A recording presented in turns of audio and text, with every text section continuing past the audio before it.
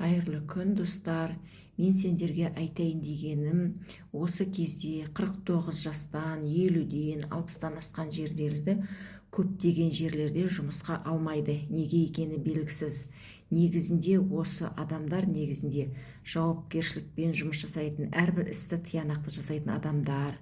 Сондықтан осы 49, 50, 60-тан асқан кісілерді өзімнің қатарыма онлайн жұмыс жасауға шақырамын. Бұл жерде тек интернетіңіз болса, үйде сотовый телефоныңыз болса болғаны, не істеу керек екенін, қалай жұмыс жасау керек екенін өзім жекеме шықсаңыздар үйретемін. Тек сіздерден кері байланыс болғаны болса болды. Хабарласыңыздар, жазыңыздар.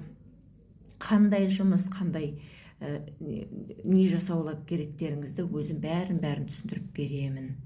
Ал күндеріңізге сәттілік, аман болыңыздар. Мен Астана қаласында тұрамын, экономист-бухгалтер болып жұмыс жасаймын. Өзімнің негізгі жұмысым бар. Келесі жылы мен де пенсияға шығам.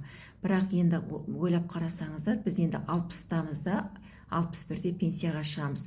Сонда да енді өзіміздің жеке жаңағы өміріміз бар деген сияқты, расходтарымыз болады, қыдырып тұруымызға болады. Соның өзіне енді, конечно, жұмысқа қалдырып жатса, жұмыста істегіміз келеді. Бірақ енді пенсияға шыққаннан кейін уже пенсияның да несін көруіміз керек.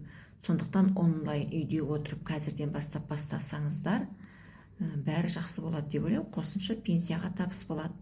Енді жұмыс таба алмай, белгісіз бір себептермен кезінде жұмыстан шығып қалып, жұмыс таба алмай қалғандар болса, как раз мен сіздерге күшті ұсыныс бергім келіп отыр. Хабарласыңыздар.